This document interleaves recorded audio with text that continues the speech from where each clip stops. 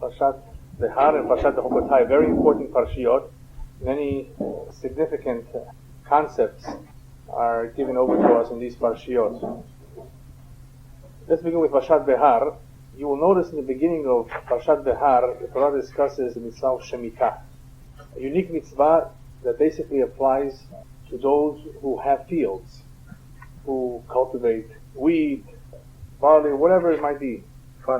Farmers. And they are told that on the seventh year, every 7 years there's a cycle, and the seventh year is the year of Shemitah, which means you let it go. The land, leave it fallow, you don't seed it, you don't plow it. There's very little things you can, but for the most part, all the major work that is done in the field cannot be done on that year, the year of the Shemitah, which is the 7th year in the cycle. There's something called Yovel, which is the 50th year, when you have 7 cycles of 7 years.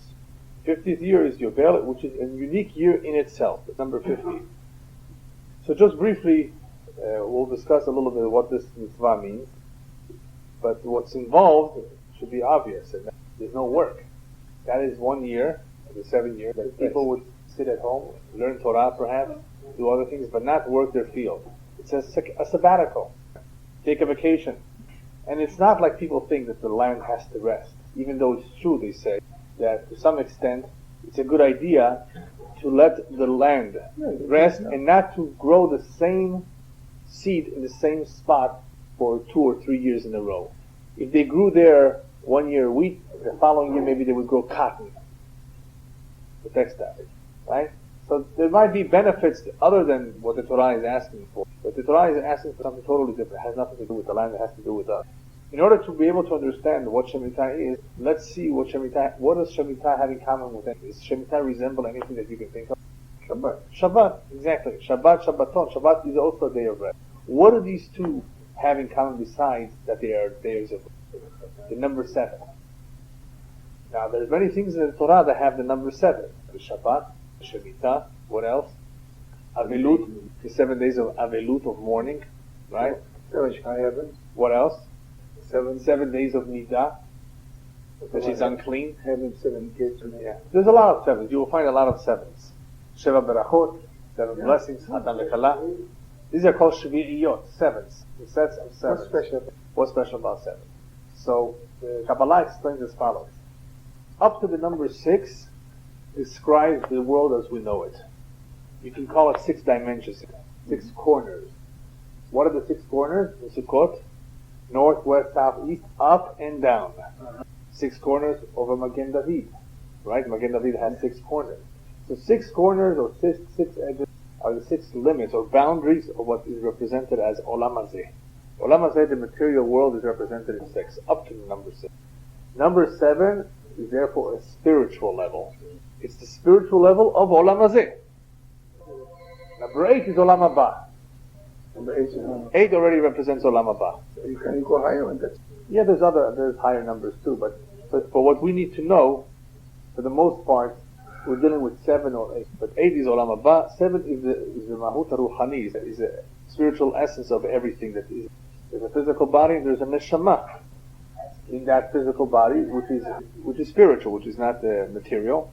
That is represented in the number. Shabbat is therefore very different from the 6 days of the week. The 6 days of the week are the days we work. They represent Olam Hazeh.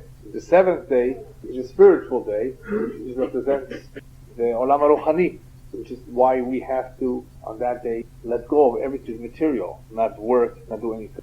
That reminds us of the rest of the week. Completely different experience, and Hashem wants us to have that experience too. Not to just work and work hard, right? For what? What for? There's something else in this world other than just work, other than just the physical that we know. There's something called spirituality, which you can sense on Shabbat. The whole experience of Shabbat is different. Food tastes different, you feel different, the learning is different. But the only way you can feel it and experience, you observe it. So all the Shvi'iyot are holy. So all the number 7s, what they have in common is that it's holy, it's spiritual, it's a much higher level than the 6. And that is what is seen Shemitah and in Shiva Yemei Nidah. Regardless, all the 7s, that's what they have in common. There's something spiritual about it. It has nothing to do with the Shemitah too. Even though we're dealing with something physical, that is the fields, the food, the idea of resting or letting go of this work is a spiritual idea, which we'll talk about very soon when we talk about slavery, which is also dealt with. Oh, and I was good. Yeah, exactly. The Yovel, right? Okay. So before we begin to discuss what the idea here of Shemitah is, the whole mitzvah, Shemitah, Yovel, what Hashem is trying to accomplish, what Hashem is trying to give over to us, is something called Midat HaBitachon. Through every mitzvah, not only do we fulfill Hashem's will, Hashem is trying to give us something. He's trying to teach us. 40 Shana, we were in the desert for 40 years. They had many experiences. It was like a laboratory. They were being taught. They were being exposed to all sorts of situations. Complaints, problems, war, enemies. Hashem is teaching. What are they learning in the Midbar? Bitachon. Emunah, it already says at the very beginning, V'yaminu b'Hashem Moshe Avdo. They had faith. What's faith? To believe in Hashem. I know Hashem exists. That's the simple faith. That is not the faith that Hashem expects of the man. As the Rambam says, true emunah involves leida, to know. I don't believe that Hashem exists. I know He exists. There's a big difference. You believe something that you're not sure about. I believe you. I'm not 100% sure, but I believe you. No, I know it for a fact. That is a type of emunah that Am Yisrael says. And that can only be accomplished if you develop something called midat bitachon. Because bitachon means to rely on Hashem. I not only believe in Him, I trust in Him. Right? Because there's many things that He promised me. Do I know them too? No, I don't know these things that were promised to me. Olam Haba was promised to me. Do I know it? No, that I already believe. I trust in Him. In other words, I know He exists. It's been proven to me. I know it as a fact. But I trust that all that He has promised me will also be true, will come true. See? So there's various levels. So what is being asked of us, or what is being taught to us through the mitzvot is midat habitachon, that we not only believe in Hashem, we trust in Him, and trust means that we know that He manages the world, He controls everything, and nothing can happen in this world without His permission. As the rabbis tell us, En adam nokef etzba'o melemata, ken machrizim alav melemala. Person doesn't move a finger, cannot have any effect on anything in this world, unless from upstairs they do it. Now, human being does have free will.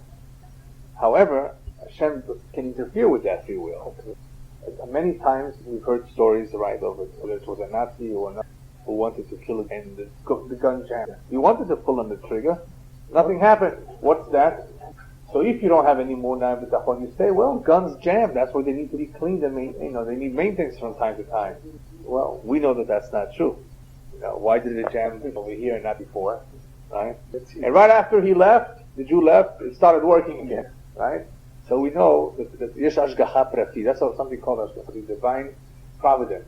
Hashem directly supervises every single Jew. So what happens in Shemitah? In Shemitah, Hashem says, you know what? I want you to rest in the 7th year, which means you're not going to work. You're not going to work, I'm not going to have any money. How am I going to support my family? How am I going to provide for them? I'm going to give you double on the 6th year. You know what this means? From all the mitzvot in the Torah, this is one of the most powerful ones. I didn't say important, I say powerful. Because you can actually see it happen every 7 years. Am Yisrael had countless opportunities to see that the Torah was for real. Yeah. Countless opportunities to test this. Okay, Shemitah is coming, let's see, are we going to get double on the 6th year or not? Hashem said explicitly, clearly the Torah, it's a promise. And it happened all the time. Otherwise, the Am Yisrael would have said, let's pack our bags. What's this? Moshe said, and this is not true. This is the most powerful test of all. This one mitzvah, this is Shemitah. Am Yisrael was able to see it all the time. The man, but the man was only in the desert. Yeah, same idea. On Friday for Shabbat, they had also enough to keep them. And what happened if whoever left over turned to warm? In other words, you were supposed to develop bitachon Hashem. Hashem yiftiach, He promised, you were going to have it.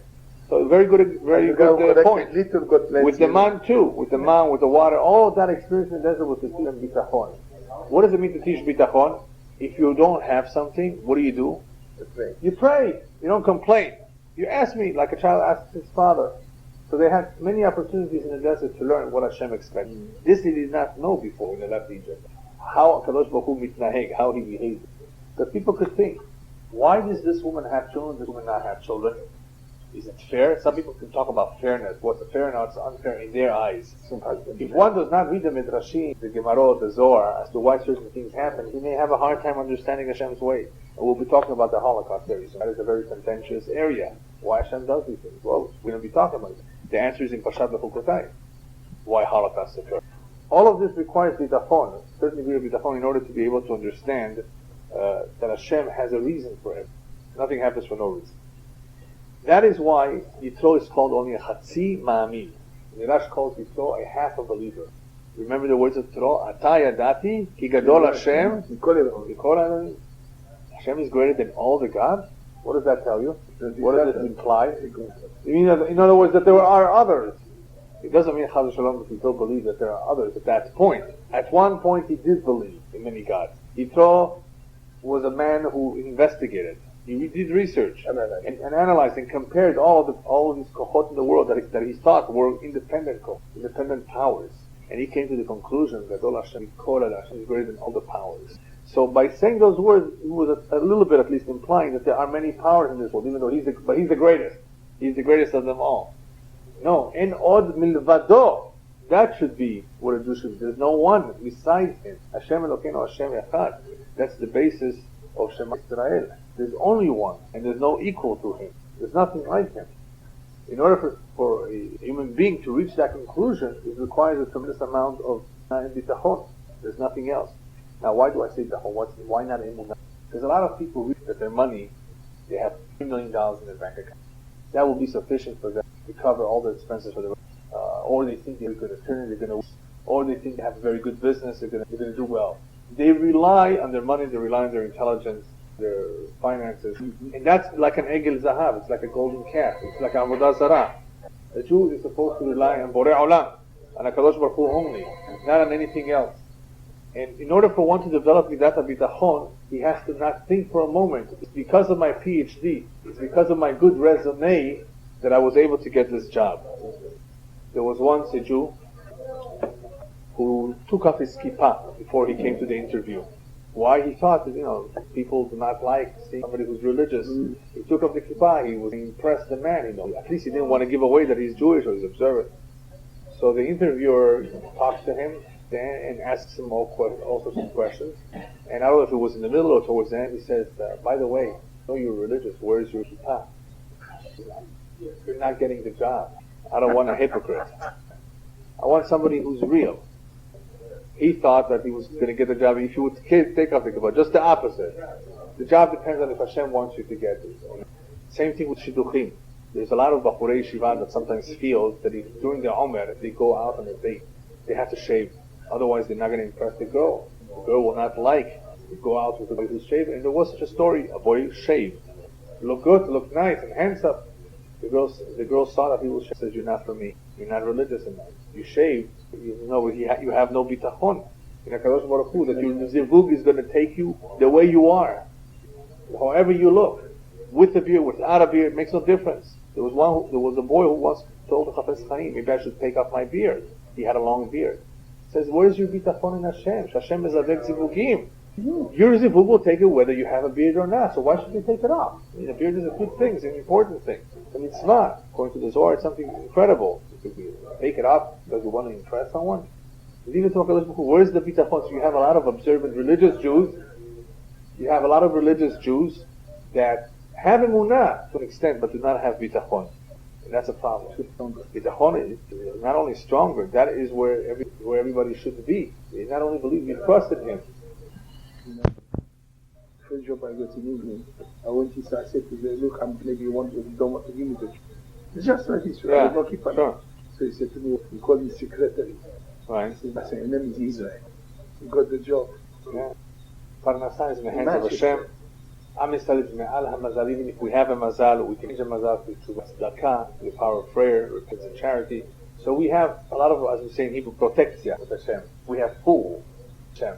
We can change even something as difficult to change it. But one needs to have bitachon, that even if things are terrible, you should not despair, you should not give up hope. As the Rabbi tells us,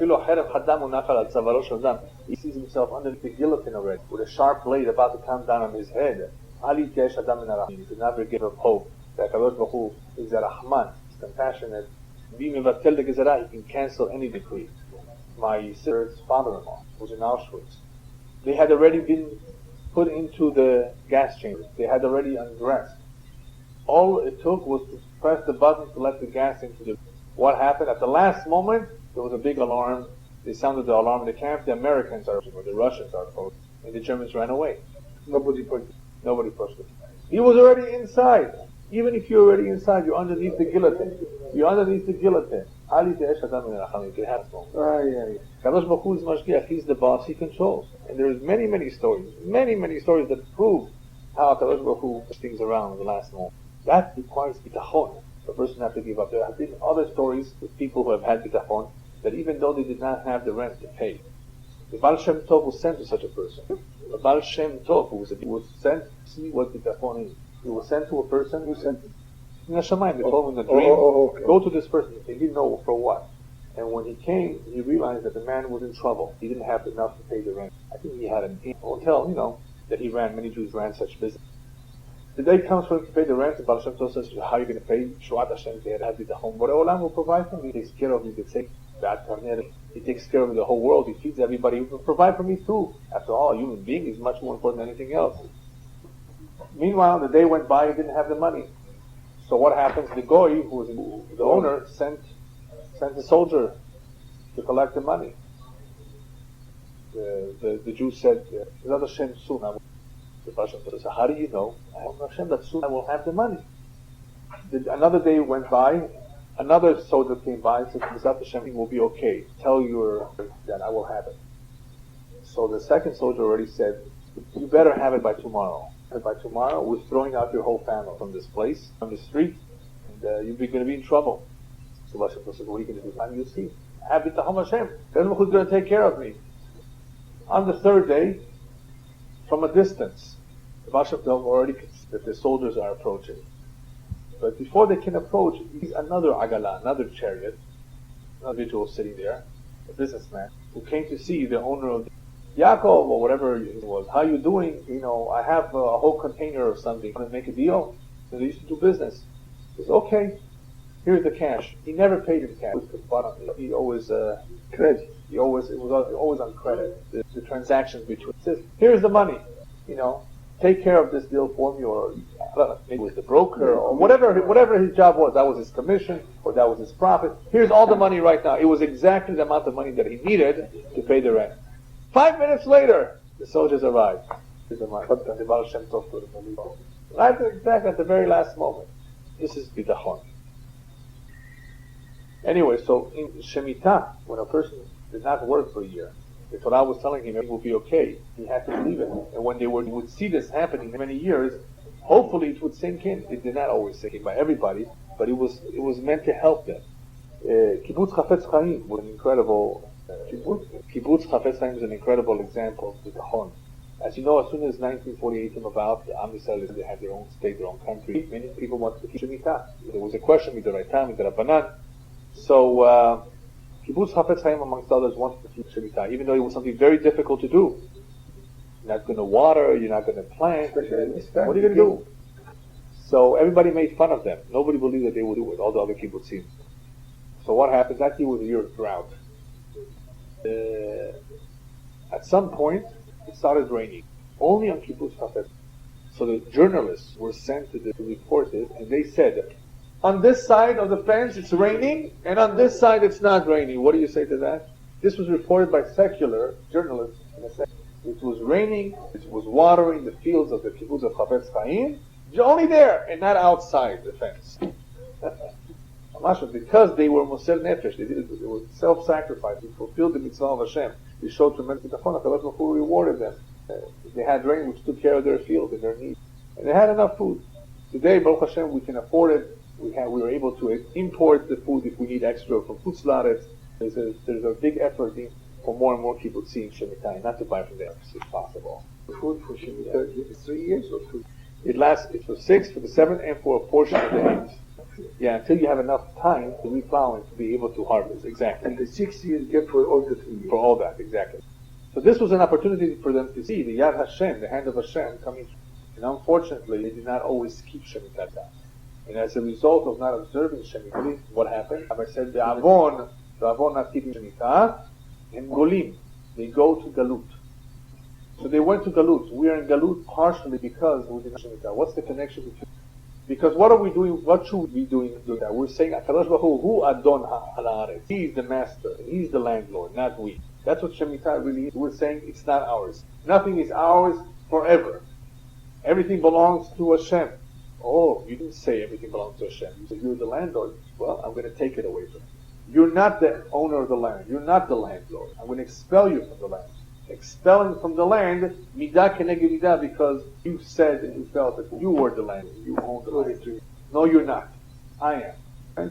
Because you didn't observe it, that is why they go. So there's a direct connection between the punishment of going to the diaspora for not observing the Shemitah. In the Parasha of Shemitah and Yovel, you also find the idea of Shichrur, slavery, being released. Hashem does not want slaves to remain slaves forever. People should go back home.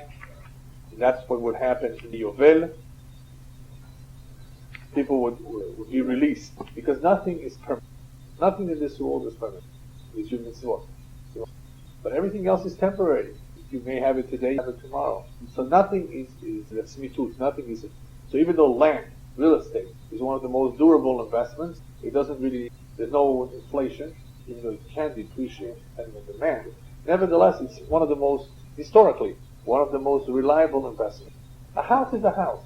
Even though it's worth less, right, than it was yesterday, but it's still a house. It still has value. It still commands value. You still can benefit from it. It's not paper money, right? Real estate is an important investment. It's much more secure compared to other things. Nevertheless, even that you're told to give up. Nothing is ours forever. And HaKadosh Baruch Hu Adon HaAretz. He is the master.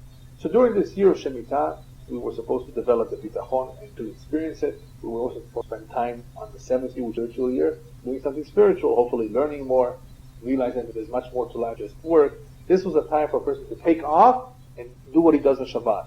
Forgets about his work and thinks about other better things, about Borei Olam, about his Arat Hashem, about mitzvot, about other more spiritual ideas. And how could he do it if he doesn't have the time off? He says, you know what, I'll do you a favor. A whole year. I'll give you a whole year.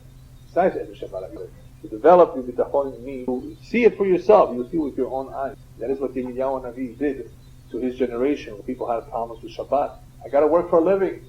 Shabbat is my best day. Elyahu would take out the jar that had the souvenir left over. Look what Borei Olam provided for your forefathers. He gave them. He fed them. He does that today too. You just don't see it.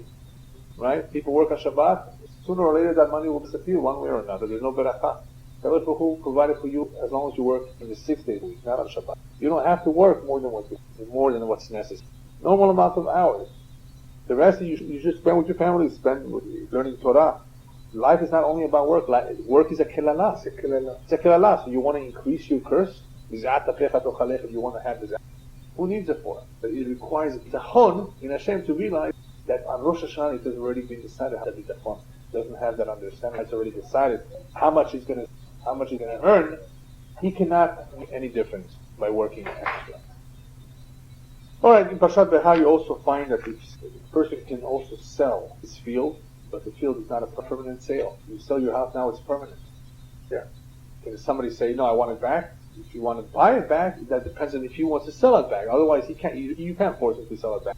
In a sadeh achuzah, you sold a field that belongs to you. As you know, Eretz Yisrael was divided into tribes. You sold your field. And who would sell his field? Only somebody he was broke. He had to sell his field. Maybe his field. He had to sell it simply to cover his expenses, to pay off his debts. He didn't want to sell. It belongs to his family. It belongs to him. So the Torah says he's allowed to redeem it, first of all. As soon as he has the money, you have to give it back to him. You discount according to the number of years left till the because that is how the price was established. And how many years you bill. If you couldn't afford to redeem it, a relative could come by and says, you know what, I want my relative to get by. If none of this would happen, once the Yovel arrived, that would go back automatically to the original owner. So you've heard of 99-year leases? Yeah. That's the same idea here. There's a maximum of 50 years. Nothing is sold letzmitud. Nothing is eternal forever. 50 years maximum. So depending when you're standing, where you are in the 50 years. If you're in the 40th year, there's 10 years left. The field cannot be sold for as much. If you still have 40, 50 years left, it's a benefit to the original owners. No, this was divided by tribes, remember. Originally, Eretz Yisrael is divided by tribes, so it goes back to the family. They had it. The Torah did not want it to go over to other people. The Torah wanted it to stay like that for a while. Right. So this is a Sadeh Chuzam, but that's not the case if it's Bateh, but if it's the houses in a Choma. It's the defense around the wall. 1 second. Yeah. If it's a house in a walled city, within a walled city, he has up to 1 year to redeem it. After a year, if it's not redeemed, it's a sale. It's sold. After the Yovel? Up to 1 year, he has it. There's no Yovel here. No. This will go over eternally. Obviously, this is a house, not a field, so it's not a source of Parasha. It's a house, it's real estate, that you can do business with that. That's different. However, Batei HaChatzerim, all the homes that are outside in the fields, outside of the walled cities, because they're similar to the fields, they would also go back. They can be redeemed or go back in the Yovel. Also, the idea behind all of these is nothing is permanent. I don't think it belongs to you, even though the original seller does get it back. That's because it belongs to the family. Right. Their estate, their shevet. But for another person buying it, he's being reminded that, first of all, that individual sold it, he had to do it voluntarily, use the money. Second of all, nothing is yours forever. Even though you bought something, you're going to have Parnasah from this. Parnasah also can change. One day it's this, one day something else. So throughout the year of Shemitah, and during the Yovel, and Mitzvot, of Sdei Achuzah and Batei Chatzerim, the Am Yisrael would absorb this Midat HaBidachon. Obviously, every mitzvah has more than one idea. But the Yovel, the Shemitah, the various mitzvot that are so, the main idea behind is the Midat HaBidachon. We're able to experience it. Alright, let's go on to another mitzvah in Parashat Behar. That is the prohibition of ribit, charging interest on loans. We're not talking about business loans where the man is going to make a profit if you give him the money. Then obviously I'd like to share part of that profit too. But if you give somebody a loan because he's married off his daughter, he's going through an operation, he needs to pay a bill, he doesn't have the money right now. That is a gemach. If we lose chesed, you're not allowed to charge the ribit. It's a terrible sin. You lose the money in gambling. You charge him. You lose money in gambling. You're not allowed to give him money if he's going to get it. Asur. It's asur to gamble with your money. To give him money to cause him to do the avon? No, never do that.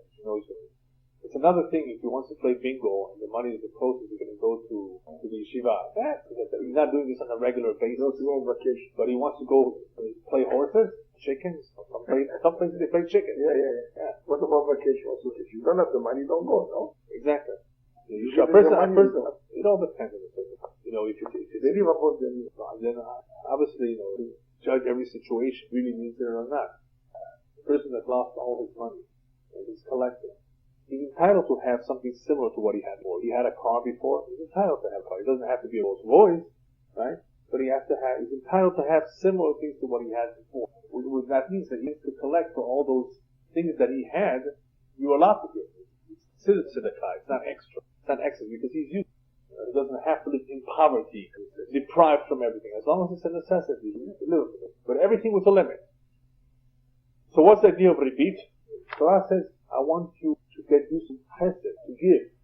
Human being by nature, he's a taker, not a giver. Torah wants to get us used to giving. If you're going to be charging interest, you're a taker, not a giver. You're taking money. It's called neshech. Neshech ata moshech oto. You're inviting him. You're taking advantage of him. Or ribit, what is the word ribit? You were trying to increase your wealth on the other person's cheshbon. Well, the whole idea of halvaot, of loans, should be to help him out. Not to help yourself, but when a person takes ribit, he's helping himself and not helping the other person. He's not doing a chesed for the other person, he's doing himself a favor. אל תיקח מאיתו נשר ותרמית ויראת מאלוקיך. One has to be concerned for his fellow Jew, and it could happen, as the Torah says, it can happen that people sometimes lose their finances, lose their business, they go down, they become broke. Help them, support them, find them a job. That's a tremendous big mitzvah. Don't ignore his plight. So if a person needs some help, and you can offer that help, it's a tremendous mitzvah. But other people, unfortunately, abuse the situation. They take advantage, and they say, I got to make a living too, and they charge interest. That is a tremendous issur. And what does it show? It shows a complete lack of bitachon. So even the mitzvah of Rebbe teaches bitachon. You have bitachon, HaKadosh Baruch Hu will provide for you. He's not going to provide for you money through non-kosher means. The person sometimes has a challenge. Just sign this contract. You're a broker. You will make 2% of a $25 million estate. But you have to sign on Shabbat. Tachtom on Shabbat, and you've made 2%. 25 million, how much is 2% of 25 million? It's a lot of money, right? It's a big nisayon. People have had this nisayon. Some people fail because they don't have the bitachon. But HaKadosh Baruch Hu wants you to have that money. He's going to give it to you in a way that's kosher, not in a way that's not kosher. Right? If something is pasul, that's not meant for you. No, that's just it. If he wants to give you the money, if it's a beracha, he will give it to you in a way that's kosher 100%. Alright, Parashat Bechukotai. That is where we have many of the kilalot and beracha, similar to Parashat Kitavo and other parashiot, where we have what Shalom will happen to the Jews if they don't follow the Torah mitzvot. In Bechukotai Delecho, you follow the mitzvot, you will have rain on time, you will have beracha, you will defeat your enemies, you will have peace. If you do not follow the Torah mitzvot, the opposite will happen. You will not have rain, you will not have blessing, your economy will be, your enemy will go after you, the enemy will give you a hard time. And that's only the first stage.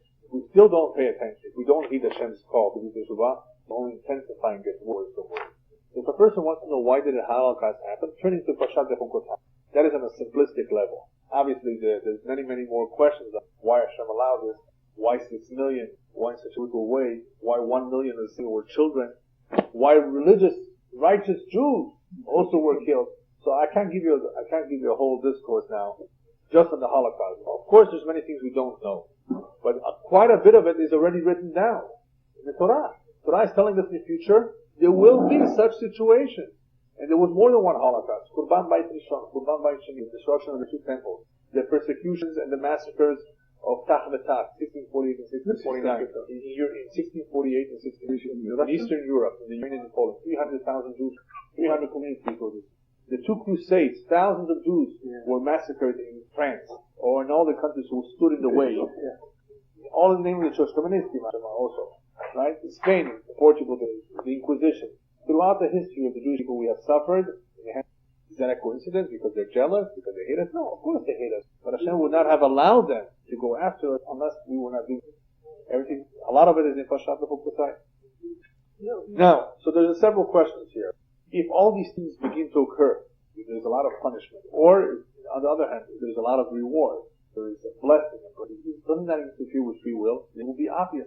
If we are able to see Shakadosh Baruch Hu is giving us a slap, then wouldn't that interfere with the free will? Everybody will want to do the mitzvot. If you always get hit, right? You'll be afraid. Or if you always get rewarded, you of course want to do it. It's like a little kid. You want to offer him a candy. So doesn't that interfere with free will? It doesn't interfere because all of these promises, they are affecting the cloud. It's on a global scale. It's affecting all of us, and not on an individual level. If every individual will be hit continuously all the time, of course he would stop. He would stop working on Shabbat. He would stop doing kosher. That would hurt. He would get the message very quickly if it affects him only. Mm-hmm. Here, Parashat Bechukotai, who is it affecting? All of Am Yisrael, all of Eretz Yisrael. That does not agree with the Becherach Hoshida. The person might think, it's affecting the whole land, it's affecting everybody. Maybe there is a chance, there is a possibility for man to believe, yes, maybe it's Yad Hashem, or maybe it's the weather. It's not only affecting him. If it's only affecting him, it would be a problem. You see, the free will would go away perhaps. Hashem wants everybody to have free will. Hashem does not want people to be robots or puppets. You have a choice So here, because it would affect all of Am Yisrael, all of Eretz Yisrael, people would still have the choice. The haraya, the proof that all these things happen. Nevertheless, we have Rishaim. Nevertheless, we have people who did not do the Torah Mitzvot. The thing is, we're going to or no? We have other problems. We have to take off the whole world. Yeah, no, this is affecting only us. Of course, if they go misbehave, they have other problems too. Just like you now was sent to the sea of Nineveh. You know, yeah, Hashem is about to destroy you unless. Affected because of them too. No, they are affected because of us. Yeah. But anyway, so you see, if this happens to all of us, it happens to all of us, the Bechirach of Shit has a move, people can still believe or not believe. They can attribute it to a coincidence. It's the weather. It's the king next door. The king next door to us. So he's our enemy. You know, people can think of also what's happening today in Eretz Israel. They don't understand that the reason why the world is against us is not because they like the Arabs. They don't like the Arabs either. It's because it's all min hashamayim, right? To get us to realize, not to Uncle Sam for his money, for any favors. So there would not be a problem with the interference of the free will. Now, what about the reward? There's not supposed to be sachar mitzvah b'haya al maleka. There's no sachar. There's no reward for one mitzvah. Where is the reward in olam haba? Hashem cannot pay us back with the currency in this world. The mitzvah for even one day of putting out the reward is so great. 1,000 years will not be sufficient to give you all the money in the world. The sachar is tremendous for every mitzvah. It cannot be paid in the same currency. The sachar cannot be this world. Nevertheless, we do say in the prayer, right? Yesh mitzvot, that you get the perot ba'olam hazeh, v'keren kayemet olam haba. The principle you get upstairs, of course you'll get the reward mainly there, but a little bit of fruit here. What is the little bit of fruit? It's what the rabbis tell. Shekol ha'mekabel al atzmo ol Torah, ma'avirin min ha'oleh. Whoever accepts upon himself the yoke of Torah, he will remove of him another yoke, the yoke of the recheres, the yoke of other hardships that human beings generally have. Bills, losses, flat tires, a pipe burst underneath the house. Right? I think these things happen once in a while. Oh, this is called all derecheret. People can be occupied day and night by these things. So you take the Ol Torah, I'll take away the Ol derecheret. If you don't have the Ol Torah, you have to have an Ol. I'm going to give you the Ol derecheret. Choose. Same thing over here. If Am Yisrael will follow the Torah mitzvot, what we have, the rain, the prosperity, that's not the sechar. That means the person who says, I will make things life easy for you. You don't have to suffer. You don't have to be aloof. Ya'amducha amin. Right? You could have it easy. That you have it easy does not mean that you're getting the sechar in olam hazeh. The sechar is reserved for olam haba. The beracha that you have here has nothing to do with the sechar atidah, the sechar atid lavo. It has nothing to do with olam haba either. HaKadosh Baruch Hu provides for you this world based on, of course, your behavior, based on the observance of Torah mitzvot, but not because of the sechar. Because he takes care of you, and because you're doing what he wants you to do. So he's a father. A father takes care of his children. He's going to give you a miserable time, a hard time? No. If you do not behave, then he's going to take it away. And why does he take it away? It's not so much a punishment. He doesn't hate you. It's simply to remind you. So all the terrible things that have happened were never meant, chas v'shalom, to show that I'm abandoning you. It says later on, lo me'astim v'lo ge'altim. I did not despise you, I did not abandon you. It was only meant as a message to you, to return. So there's no sechar in this world, there's only the benefits, the perot, of behaving oneself, doing things properly. Another idea that we see from the rain, at least from the weather, is midah kenegdah. The weather has rules. It follows certain patterns. You can even predict it with supercomputers. They follow certain rules, the weather. If Am Yisrael breaks the rules, Hashem says the nature, I have my rules. You break my rules, you get El Nino. You get all these other situations that are not normal. Tornadoes, earthquakes, storms. Hashem says, you break my rules, I break the rules of nature. I'm the one that set the rules. What's a tidal wave? You know what a tidal wave is? Hashem put a limit, a boundary by the sand. The water crashes and it stops there. It doesn't go further. But sometimes it has. 100 feet waves going inland. Wipes out a whole island. Right? Tsunami, and so forth. All of these things are not just by accident, by themselves, or as they say, oh, there was an earthquake down there, because of that. Yeah, but why was there an earthquake? Right? Mabit la'aretz v'tir'ad. Kadosh Baruch Hu is the one that makes it.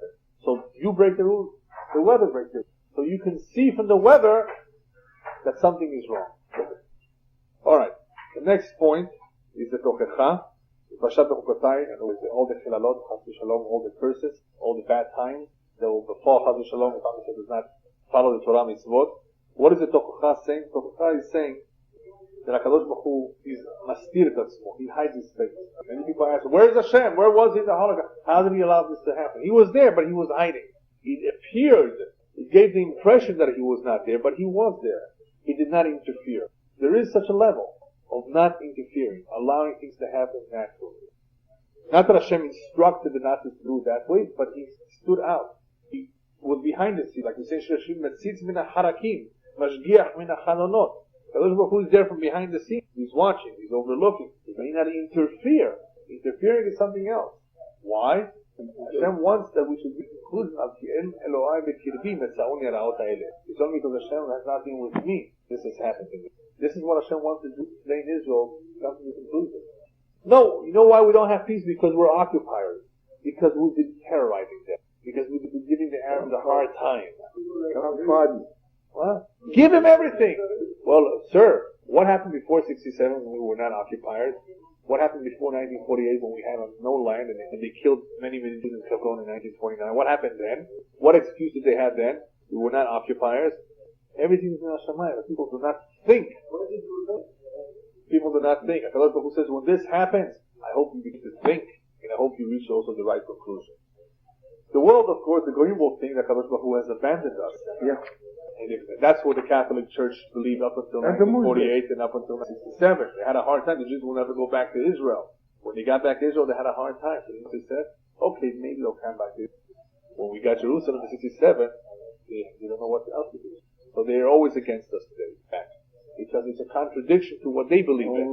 You see? Yeah. It's a theological problem. That the Jews will never come back to Israel. When they finally did come back, they said, okay, they'll never get Jerusalem back. In 67, when they got it back, they said, well, you know, they have to give it back. You know, that's why they support the Arab cause, because it's a theological problem here. Theological, meaning that they're against this belief. Even though the prophets say it. No, I'm talking about the Christians, right? Yeah. Even though the prophets say it, they interpret it however they want to interpret it. Yeah, of course, everything is written in the prophets. And they know it. Yeah.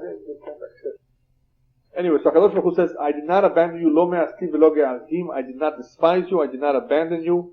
All that I have done was withdraw my supervision, and things have happened the way they did. So HaKadosh Baruch Hu withdraws his hashgacha, oy vavoy. The world appears like it's hefker, like there's no kabarnit lasfina, like there's no captain to the ship. It appears like that. But is it like that? Of course not. Lo me'askim v'lo ge'altim. I did not abandon them, I did not despise them. Exactly. Now, la'atid lavo, which we are in this generation, what will happen? Little by little, in stages, HaKadosh Baruch Hu will show that He does care for, that He did not forget, that He did not abandon. Bring us back to the land will be rebuilt. And once again, the Navi says, you will see in Yerushalayim, the elderly Jews, une'arim une'arot, bachurim bachurot, you see little children, misahakim berchobotea, playing once again in this Yerushalayim. No, so do we see that today? Yeah. Baruch Hashem, you see elderly Jews against Kenim, Miskenot, berchobotea, you see little children berchobotea, they're dancing again, they're playing again. Baruch Hashem, we're seeing that the land is being rebuilt. What is HaKadosh Baruch Hu showing? What is He demonstrating? He's moving to the whole world. I never left them. They're my kids. But He's doing it little by little. They come by little, not at once. But at the end, it will be clear to everybody that Hashem never abandoned. It was only a punishment to get us to come back, to draw our attention.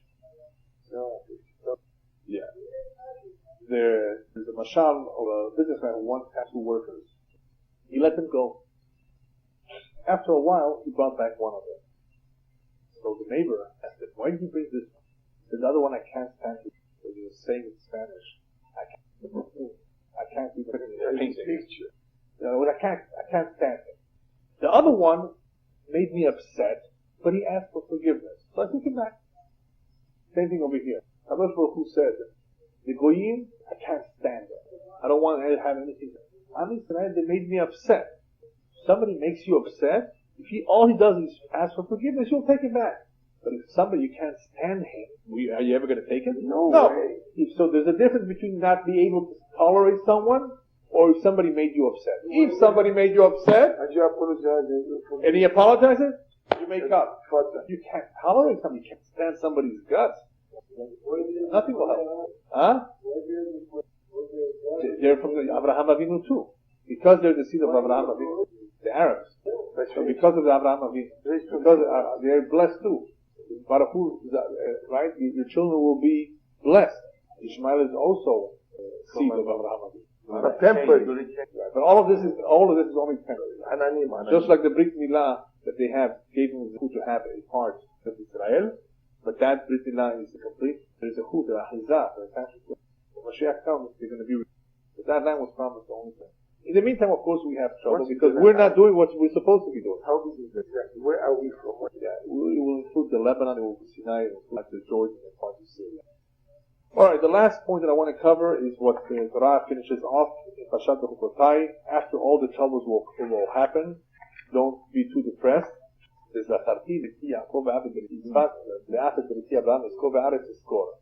I will remember the covenant I made with Abraham, Yitzchak, and Yaakov. What does he mean that you will remember? Why does the Kadosh Baruch Hu mention Abraham, Yitzchak, and Yaakov here that he will remember the covenant? Because the Kadosh Baruch Hu is about to tell us that there is a cheshbon, and the reason why you've been cursed in history. What's the cheshbon? Two thieves that were caught and went to court. The judge sitting down and says, "Oh, I know you. You, Reuven, I know your father. Your father was a thief, and so was your grandfather. I know your family very well. 1 year in jail for you. I also know your father was a rabbi, Shimon, and your father's father was a rabbi. You were a generation of rabbis because they were both thieves. So people in the court said, why did this one get 2 and one got 1? Because the one who grew up in a family of thieves, that's what he learned from his father. He had no other choice. This is what he learned. This is what he lived. This is what he thought. How did you become a thief? Your father was a rabbi. And everybody in the court said, he shouldn't even get more than 2 years. Why? Because he puts to shame his family. That is what HaKadosh Baruch Hu says. You know why all this? You don't come from Goyim. You come from good people, from Abraham, Yitzchak, and Yaakov. This is the covenant that I had with them. They were good people. How did you come to become like thieves? So corrupt and so bad. That is why you're punished greater than the punishment of Bangladeshi, Nepali, Indonesians, and all that. They might get something too, but you will get it much more than that. Because you look at you know where you come from? You come from Yaakov, you come from Israel, you come from Abraham. Nevertheless, at the end, what does Hashem says? Even after all these troubles, "V'zacharti lahem brit rishonim, asher hotziati otam me'eretz Mitzrayim." I will still remember the covenant I made with your forefathers, that I took you out from Egypt. I will not forget that. So even though you've gone through this, even though you've misbehaved, I still made a promise that I will redeem you. Just like I redeemed you from Egypt, I will redeem you with Hashem as well. Amen.